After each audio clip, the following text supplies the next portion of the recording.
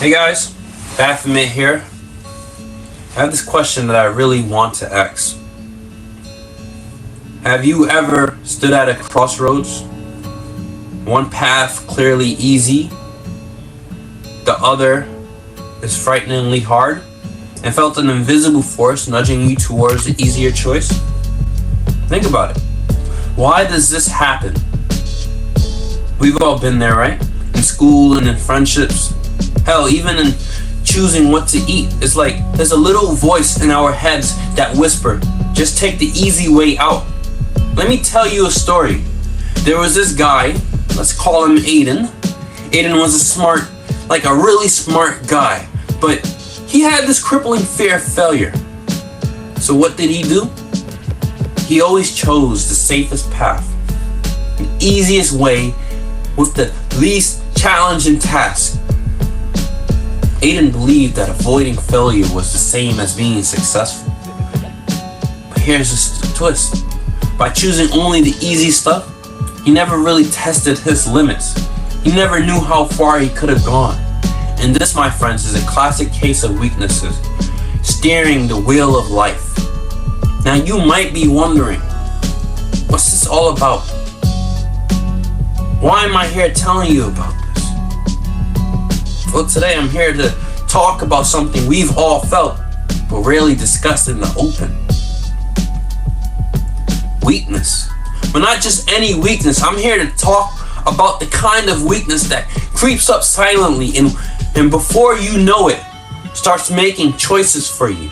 The kind that can, if left unchecked, lead you down a path where your morals and ethics take the back seat.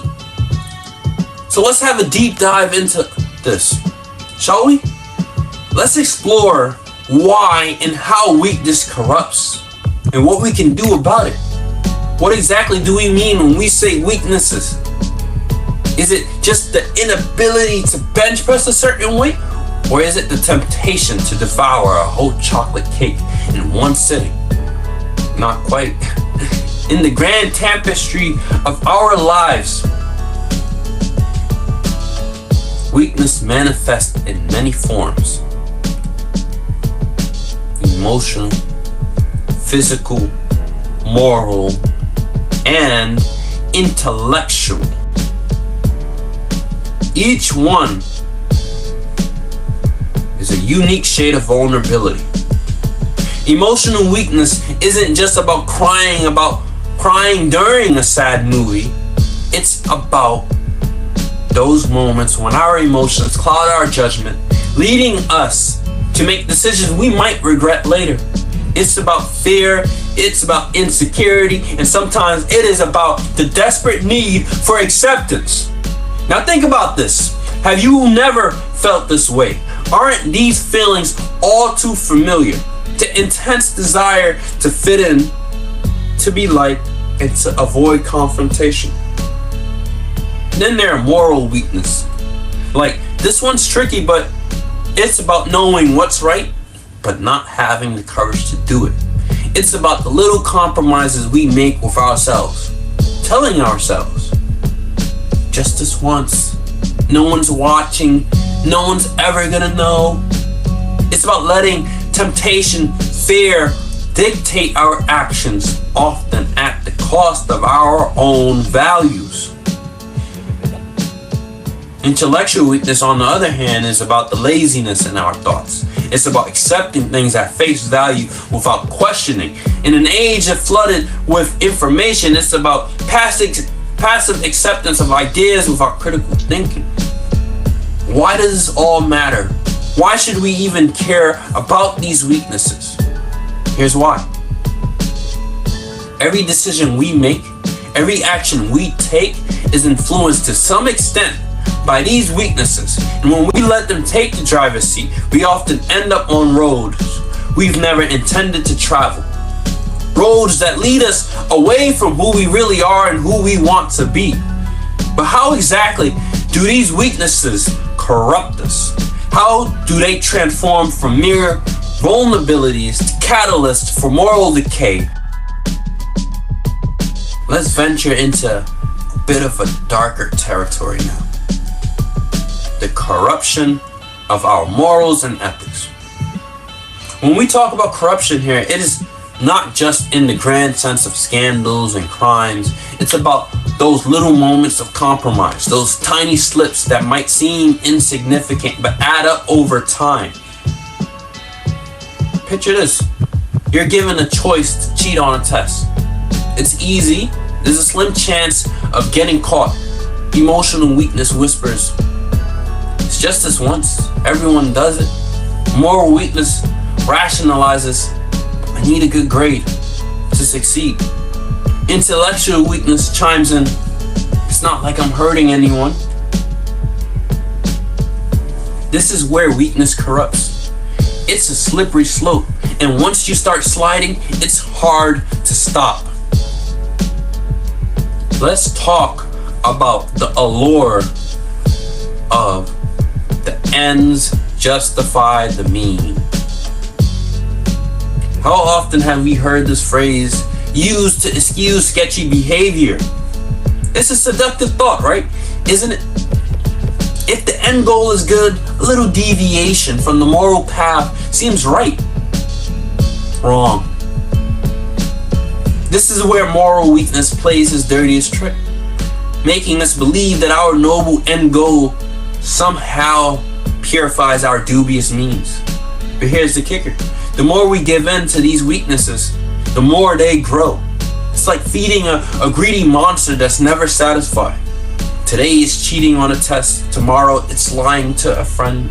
The day after it's something worse. Compromises get bigger, so do justifications. Now, I know what you're thinking, but isn't this a bit dramatic? We're not all gonna turn into villains because we made a few bad choices. And you're right. Life isn't black and white. It's a little gray. But it's these gray areas, these small choices that shape who we are. And if we're not careful, our weakness can lead us down a path where we no longer recognize ourselves. So how does weakness play into peer pressure? How does it affect our relationship with those around us? Let's dive into that. Now let's talk about peer pressure. A force so potent in the lives of teenagers and young adults. It's like the constant buzzing in our ears telling us what to do, how to act, what to like, and even what to believe. But what really gives peer pressure its power? You guessed it, weakness. Imagine you're with friends and someone suggests doing something you know is wrong. Something that may be harmless. Maybe something little, maybe something fun. Or maybe it's something more serious. Maybe you feel that knot in your stomach, the red flag waving in your mind. But then there is this voice, your emotional weakness whispering, just go with it. Don't be the odd one out. This is the moment where weakness turns the tables. It shifts your moral compass, and suddenly there's a need to outweigh your sense of right and wrong. But why does this happen? It's because at this stage in life, our identities are like clay. It's still being shaped. We crave attention, fear rejection, and our moral foundations are still being tested. This is where weakness finds fertile ground. It whispers that it's better to be accepted than to be right. It convinces us that our values can be flexible just this once. But the problem is, once we bend our values for peer pressure, they don't always snap back into place. Here's a scary thought. Every time we give into peer pressure, we lose a bit of ourselves. We stray a bit further from who we are and who we want to be, and the more we do it, the easier it becomes, and what starts as a nagging voice in the back of our minds turns into our default response. We stop questioning, we stop standing up for what we believe, and that is how weakness corrupts. Silently, but surely. But it's not all gloom and doom. We're not destined to be puppets to our weakness. We just have to figure out the relationship between weakness, self-esteem, and failure. How these elements intertwine, and more importantly, how we can turn it into our strengths. Let's delve into something somewhat sensitive, but yet an incredibly vital aspect of our lives. This relationship between weakness, self-esteem, and our perception of failure, it's a complex web with each element feeds and is fed by others. Picture this. You're faced with a challenging task. Maybe it's a school project, a sports event, or even a personal goal. You have two choices. Give it your all or back away. But then weakness rears its head, whispering doubts and fears. What if you fail? Won't you just embarrass yourself? Better not try than to fail and be labeled a loser. This is where weakness attacks our self-esteem, preying on our failures and judgment. The irony is that failure, which we so desperately try to avoid, is actually a crucial part of growth and learning.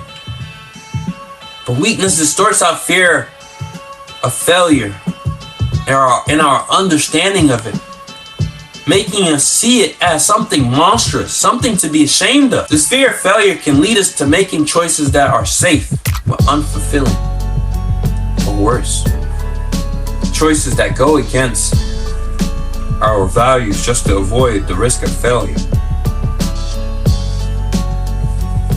Now consider the impact of this on young adults. In a phase of life where identity is still being formed, where every experience feels magnified, this fear of failure can be paralyzing. It can lead to a pattern of avoiding challenges, of staying in a comfort zone, and ultimately of unfulfilled potential. The saddest part is we start to question, we start to equate our values and our worth with our successes and failures. I failed, therefore I am a failure. This is the kind of thinking that is a direct product of our weakness impacting our self-esteem. But what if we reframe how we view failure? What if, instead of seeing it as a stain on our character, we see it as a step towards growth? This is where our challenges lies. In turning our weakness into a learning opportunity, and in understanding that every failure brings us closer to success. As we head into the final part of this journey, let's talk about overcoming weakness. How can we recognize it, face it, and eventually turn it into a source of strength? Imagine for a moment that life is like a massive open world video game and you're a player. And in this game, you have an avatar, and that's you. Now this game, like any good RPG, is all about leveling up, gaining skills, overcoming challenges, and becoming powerful. But here's the catch. Your biggest obstacles aren't dragons, enemy warriors, they're your own weaknesses. Every time you face a weakness, be it fear of failure, susceptibility to peer pressure, and the struggle with self-esteem, think of it as a boss battle. It's tough, intimidating. It feels like it's got the upper hand, but it's just like any game. These bosses are there for a reason. They're there to make you stronger, to help you level up. So how do you beat these bosses? First, recognize them. Acknowledge that they are part of the game. Your emotional weakness, that's the power to cloud your judgment. Your fear of failure, that's the boss that can immobilize you with fear. Identifying them is like understanding the boss mechanics in the game. It's the first step to defeating them. Next, equip yourself. In the video games, you gather tools, you gather weapons, you gather armor. In life, your tools are your mindset, your experience, the effort you put in, and support the people around you. Frame your thoughts about failure and weakness. Shift your paradigm. Instead of seeing them as threats, view them as to overcome. As opportunities level up, surround yourselves with friends who can support and challenge you, not just those who can lead you down a path of least resistance. And face the boss. Engage with your weakness. Feel scared. Step into that fear. It's like venturing into a new area in a game where you know the enemies are tough, but the rewards are worth it. Every time you face your weakness, you gain experience points. You grow and you become stronger. Remember, in this game of life, there is no final level. It's an ongoing process of growth, learning, and self-improvement.